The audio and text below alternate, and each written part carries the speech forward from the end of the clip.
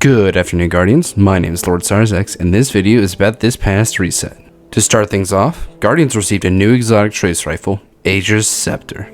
This exotic is nasty. What it lacks in DPS, it makes up for in its insane ad clearing. And if you didn't know, it synergizes with your Stasis subclass, meaning that you're going to see some builds with this weapon pretty soon. I will be making a video this week on the new catalyst it's supposed to receive, so keep an eye out for that one. From what we can tell, it trades your super for damage, which is an interesting idea, but we'll have to take a look at the damage numbers to see how strong it is. Guardians were also able to find new loot in the Shattered Realm using the new exotic. Man, I can't wait for the Elemental Shards mod. I'm going to make some elemental builds that are so nutty.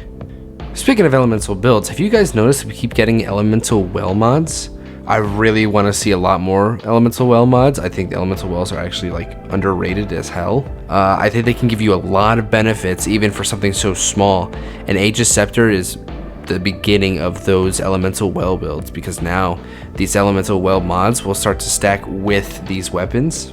And you're going to see some insane builds. There's some builds with Sunshot I've been seeing going around. Obviously, Aegir's Scepter is going to be pretty nuts with those builds. I want to see one for Void and maybe Arc. We'll find out later down the line.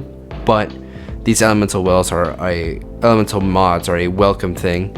And hopefully they do well. Moving on to Trials, we saw the Adept version of Reed's Regret. If you haven't seen my previous video, we went over this weapon, and believe me, it is nutty. I myself have yet to get my god roll, but hopefully you guys out there have gotten yours. It is probably the best Linear Fusion, given that you can put Adept Big Ones on it. And if you don't know what Adept Big Ones is, it's a mix between Boss Spec and Major Spec. Bungie was also testing a new matchmaking system for Trials, and players were experiencing issues this weekend. What happened was the flawless matchmaking pool was turned off for a brief time on Friday. Now keep in mind that the flawless matchmaking triggers on a weekly basis, meaning that once you go flawless that week, you are set against players who have gone flawless that week for the rest of the weekend. You're going to be matched up with flawless people, so expect some tough games. It's not going to be easy. Now, to be fair, it was an honest mistake on Bungie's part, and one I'm sure that they learned from a lot. The feedback, even just from that brief moment this weekend, was enough for them to figure out the final form of Trials. Trials has been through many changes, and this season's change is without a doubt the best change of any activity in Destiny, period. So hopefully this lets them figure out how they want to make matchmaking, hone it into that final form, so that way it makes a great time for Guardians, new and veteran alike. But overall, this week was pretty fun.